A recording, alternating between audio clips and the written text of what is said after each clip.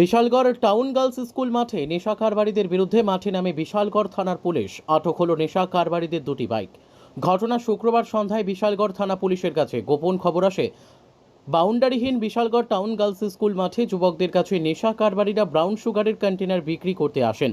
ঠিক সেই সময় বিশালগড় থানার এএসআই প্রদীপ নট্ট সহ পুলিশ অভিযান চালায়। পুলিশ আসার খবর পেয়ে নেশা কারবারিরা ঘটনাস্থল থেকে বাইক ফেলে পালিয়ে যায়। পরবর্তী সময়ে পুলিশ দুটি বাইক উদ্ধার করে থানায় নিয়ে আসেন। পুলিশ সহ টিএসআর জওয়ান নেশা কারবারিদের আটক করতে নেশা কারবারিদের পেছনে অনেক দূরে দৌড়াতে থাকেন, কিন্তু নেশা কারবারিরা পুলিশের চোখে ধুলো দিয়ে পালিয়ে যায়। বিশালগড় থানা পুলিশের এই নেশা বিরোধী অভিযান আগামী দিনে জারি থাকবে বলে জানা যায়।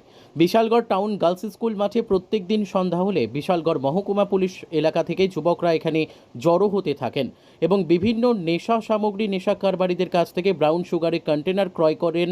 নেশায় আসক্ত হয়ে বাড়ি ফিরে গিয়ে প্রতিনিয়ত বিভিন্ন অসামাজিক কার্যকলাপে লিপ্ত হয়ে পড়ছে যুবকরা।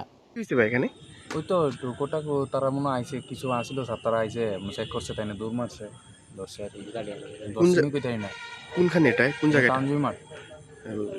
পুলিশ আইছে তো না? হ্যাঁ হ্যাঁ কারোর ধরছে? ধরছেনি, দৌড় তো দিয়েছে দেখলাম, ধরছেনি কই তাই না তো। Bureau report, news daily Bharat.